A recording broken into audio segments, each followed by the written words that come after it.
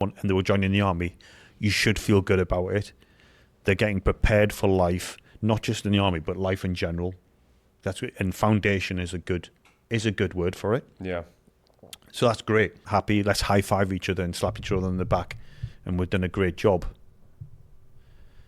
Junior Para 1992, and then into 1993. So I started in September 7th, 1992. And I think it was the 5th of March when we graduated, and then went to Depot Para and Aldershot. Did that set you up?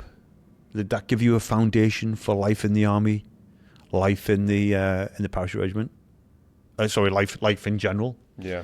Not really, but I tell you what it did do. It prepared me to run into a hotel without orders and save a lot of people.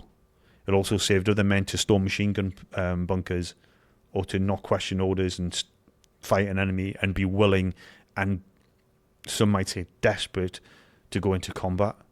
So it was really conditioning young men for extreme violence.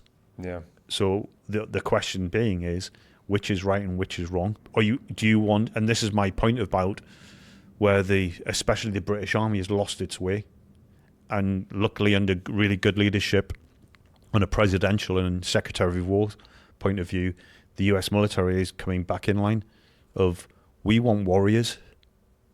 As long as society remembers that, that's how we should be. I don't want people who can get on in life. I want people who can storm machine gun bunkers, fight an enemy when they're outnumbered.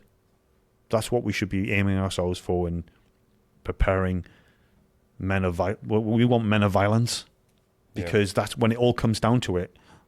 That's what it's about. Yeah. Sadly, warfare. And everything else, getting people ready, prepared. I applaud that, and I'm not saying it shouldn't be that. But ultimately, when it comes to especially levels like the Parachute Regiment, Marines, Rangers, whoever else, and basically any combat arms, we need violent men and warriors. Because if the worst thing happened and it all came to all-out war, that's what's going to win a fight. Yeah. Not quarters, not like prepared to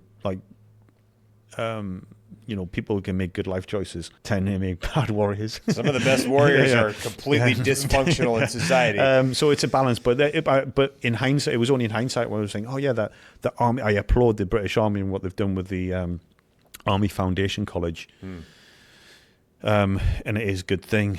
But it is interesting when you think the Parachute Regiment or Junior Para and Parachute Regiment training after that was just like another level.